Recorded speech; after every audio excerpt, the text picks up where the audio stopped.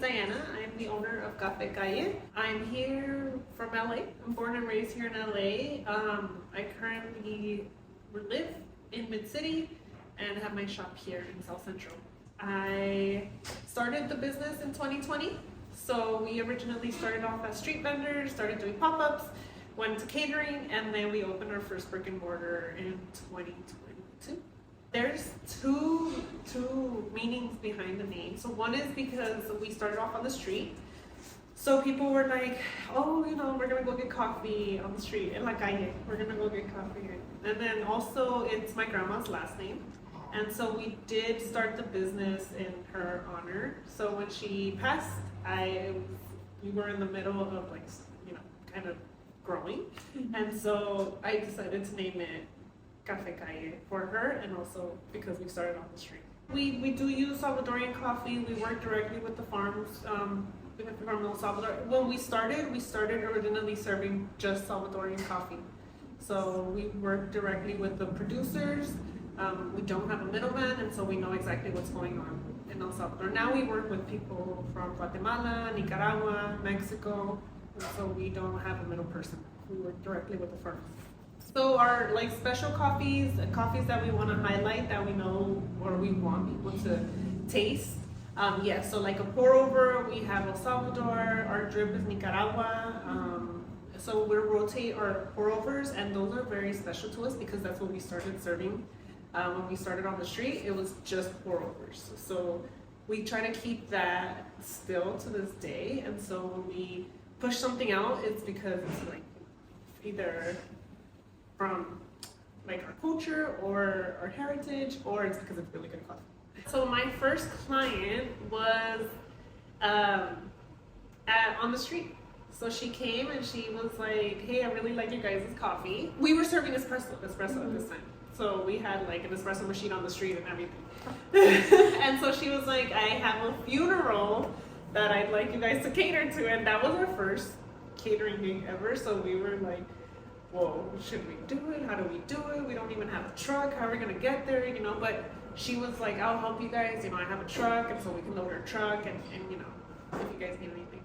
So yeah, she was our first client. Originally, I just wanted to do coffee. I said coffee and pastries. But because this is a family business, my mom, she was here working full time with me.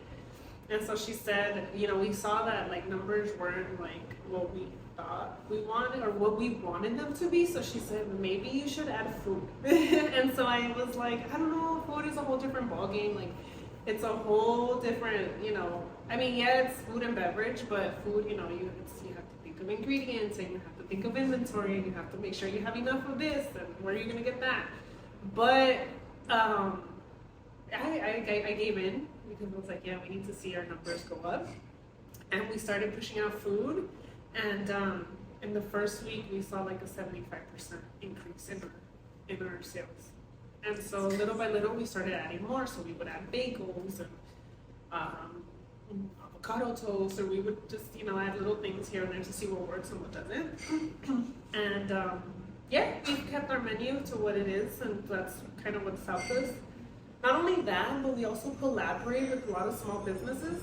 So we host Small Business Saturdays. We host a lot of small businesses here in the shop, and so I feel because we kind of all help each other, it's kind of helped us. I'd say the Spanish latte is probably our biggest hit right now. It is sweetened condensed milk with some cinnamon, espresso, and your choice of milk. And that's probably a big hit right now. And then for food, our turkey and cheese croissants get sold out almost every day. So we do use fresh ingredients. So we use spread that we source. We use Munster cheese, we use smoked turkey ham, and so it's not, we don't buy, we build everything here. Everything's fresh. I'd like to thank my family, my friends, all the people that we've met here at the shop that have kept us afloat, and especially my partner, because he's definitely worked extremely hard. We made the leap of faith just this January, and he decided to quit his full-time job to work here at the shop full-time. So now we're yeah, we got it locked down. So he's been putting in work. My family definitely puts in work. So you'll see my mom here, my dad here. When my sister, my siblings visit, they're here at the shop also kind of helping me. And then my friends, people I've met here, people I've met everywhere, literally pop-ups, the planchica, on the street. You know, I still have friends that, you know, ever since they've been supporting us ever since we're on the street, and they continue to show up here. So a huge thank you to everyone.